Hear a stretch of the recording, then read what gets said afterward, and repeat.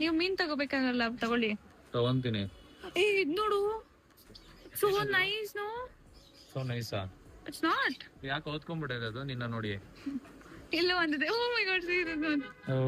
ಯಾಕೆ ನಿನ್ ಮಕ್ಕ ತರ ಐತೆ ಅದ್ರ ಮಕ್ಕ? ಪಾಪ ಹೆಂಗಿದೆ, ಕ್ಯೂಟ್ ದೇರ್.